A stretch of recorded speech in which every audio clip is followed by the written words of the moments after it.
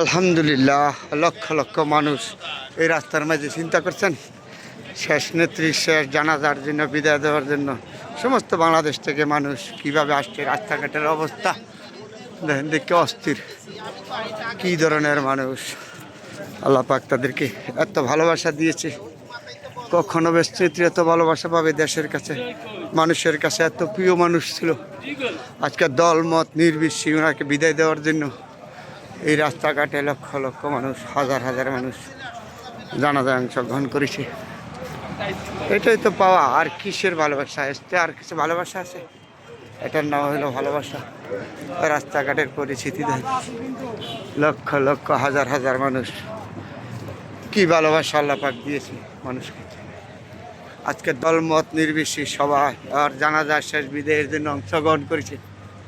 দেখা কি অবস্থা, হাজার রাস্তাঘাটের পরিস্থিতি, হাজার হাজার মানুষ, লক্ষ লক্ষ মানুষ। এটার নাম হতো ভালোবাসা।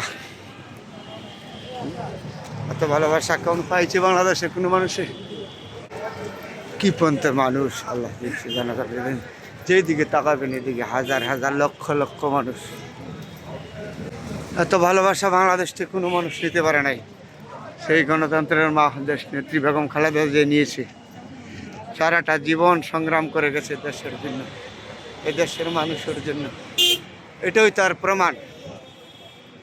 আজকে তার জানা যায় লক্ষ লক্ষ মানুষ তাকে বিদায় দেওয়ার জন্য রাস্তায় দেখেন, শুধু মানুষ আর মানুষ, তাকে খালি একবার বিদায় দেওয়ার জন্য। রাজনীতি থেকে মানুষ এত ভালোবাসা নিয়ে যায় কখনো বুঝিনি।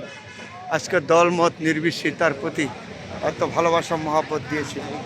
এটাও তো সর্বোচ্চ থেকে বেশি পাওয়া, আর কি পাচ্ছে? পর্যন্ত একজন মানুষের জীবনে এ দুনিয়াতে যাকে ভালোবাসে, পরকালে আল্লাহ তাকে ভালোবাসে। এটা আমার মুখের কথা না, আল্লাহ পাক নিজে বলেছি। দুনিয়াতে যাকে ভালো বলবে, পরকালেও তাকে ভালো বলবে, আল্লাহ তাকে ভালো বলবে।